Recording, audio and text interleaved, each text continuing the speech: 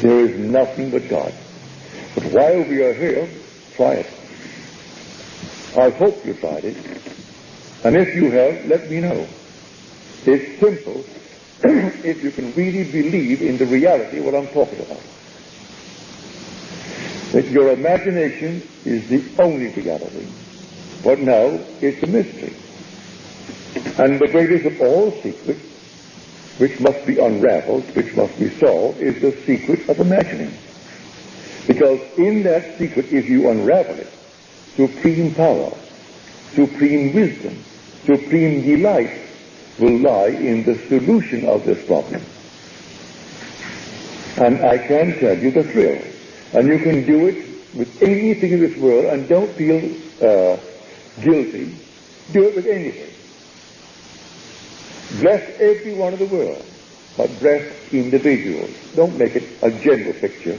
Take an individual, that you may see the proof of it. Take someone, bring him before your mind's eye, without his knowledge, without his consent. You do it. Do to another as you would have them do to you. So if you ever do it in that light, it doesn't matter if they know it or not. You don't have to consent or consult anyone in this world if you use the golden rule. If you would have it done to you, well, do it to another.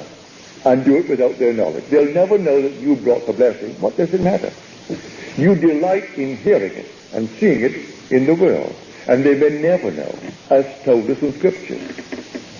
It was I who fed them, and they knew it not. It was I who saved them, and they knew it not. Read it in Isaiah. Here, they all are totally unaware of who is doing it. A friend of mine, she's here tonight. She said, after the last lecture, the last Friday night, my husband and I went home, and we read passages of the Bible, as you mentioned. And I kept on reading and reading and reading, from one to the other, and so did he. And when I went to bed, your name seemed to crowd my head. It seemed to crowd it. Neville, Neville, Neville. Until I found myself, as I fell asleep, clothed in this lovely white robe. And I had on a crown, a golden crown. And here I wore the golden, as it was not a belt, but just like a cord. And I was going up the stairs with my head held high. Others were moving too, but not in the same sense of majesty. At the top, there was this light, a pulsing light.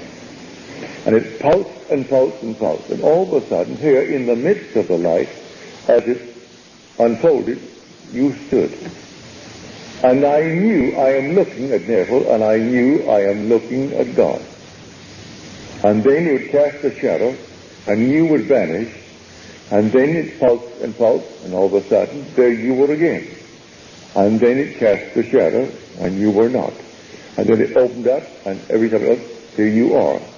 I know I'm looking at Neville, and yet I'm looking at God.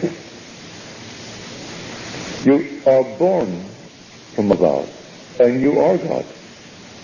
Not born of anything but blood or flesh or the will of man, but of yourself. It's only a returning of memory as to who you were before you came down. And this lady believed, and believing she had to have the experience of what I know I have experienced. I have told you the truth, and she has to experience it. Well, she has. Another one wrote me. He said, here I found myself, Mr. O'Neill. Oh, here's a lady, very much a lady. And she speaks of a friend of hers who is very much a lady. She said, I am Mr. O'Neill, and my friend is Mr. O'Sullivan. I wonder how on earth can this be? I am Mr. O'Neill, and she is Mr. O'Sullivan. I wrote it down, went back to sleep, and here I am in a body, and the body is frozen. And I stepped out of this body into the body, and it seemed so normal and natural that the body was Mr. O'Neill. She's the only body, like an actor playing the part of Hamlet. Tonight, there is a performance where a lady a very able actress. She's playing the part of Hamlet. Well, Hamlet, as the story goes, was a boy. And yet, here is Judith Anderson playing the part of Hamlet tonight. It's not alone. All over the Oriental world, all the actors play the part of the actresses. Until recently, there were no actresses playing the part. All men played the parts of male and female. Well, behind it all are the brothers playing all the parts. And here, with the divided state, we have male-female. But behind it all, there is only God. And God is playing all the parts. And the parts will remain just as they are with all the relationships in the world. And when you completely awaken, you return to that brotherhood that forms God. We are the Elohim, the plural word, which is a compound unity, one made up of others. I know it's an awful blow to man who believed in the historicity of Scripture. And man has been trained, as we all were trained, to believe that these characters lived, and that Jesus Christ was a little boy who was born in a unique manner of a woman, as you and I were born, but not without a father. He was born without a father. Well, the story is true in the sense that he is the father. He is the grand Melchizedek, without beginning, without end, without genealogy. So he has no father because he is the father. But not from the womb of a woman. You actually are the being that never began. You have no beginning. You are eternal. And being eternal, you cannot begin. But you could experience beginning, which is time. So you came down into the world of time. And here, time is only the facility for changes. Are you going to have a change? A change in experience. And then you will come to the end, and you'll be able to stop time. I can't tell you the thrill in store for you when you can stop time. And it's not difficult when it happens. You simply stop it. And when you stop it, everything stands still. And it cannot change because you have stopped time. Now, to the whole vast world, it seems insane. But you've stopped it. And you are on the verge of birth from above after you have stopped time. For this happened to me before my experience in 1959.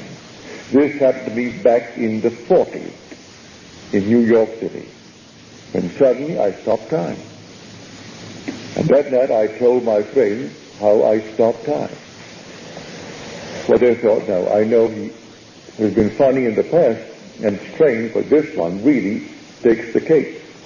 But I'm telling you, I stopped it, and I have to share with everyone after I have the experience. I can't wait for the next moment to tell it. I can tell it to my wife in the morning, but I want to share it with more than one. And I can tell it to those when I have a platform to tell it, even though you may think me insane. But I tell you it is true. And why they ever took it out of Scripture, that wonderful epistle of James, I do not know. But that story is so altogether true. And long before someone gave me that book, or I was given that book by a lady who is now gone from this world. She departed about a year ago. She always came and sat in the front row. She was almost 90 when she departed. And now she's gone. It was she who gave me the book. But I never read it in my Bible because it was deleted. And so all of a sudden, here is the story. Of the story of the Epistle of James. And it's the story of the night the child was born. And Joseph goes in search of the midwife. Now remember, Joseph in Scripture, his name is changed to that of Jesus. It's called Joshua, and Joshua means Jehovah. And Jehovah and Jesus are the same. You'll find the story in the 13th chapter of Numbers, where Moses renamed him Joshua. And so here Joseph is going in search of someone to aid in the birth of this mysterious child. When he comes upon a scene, it's a pastoral scene, and the little lambs drinking drank not, and those whose hand went into the dish, they dipped it not, and those who were already chewing, chewed not, and everything stood still, including the heavens. The night the child was born. Well, in my own case, it was not the night. It was an adumbration. It was a foreshadowing of that night. For that night did not come, in my own case, until the 20th of July, 1959. But this came in the 40s. This peculiar, innate knowledge that I could arrest within me a power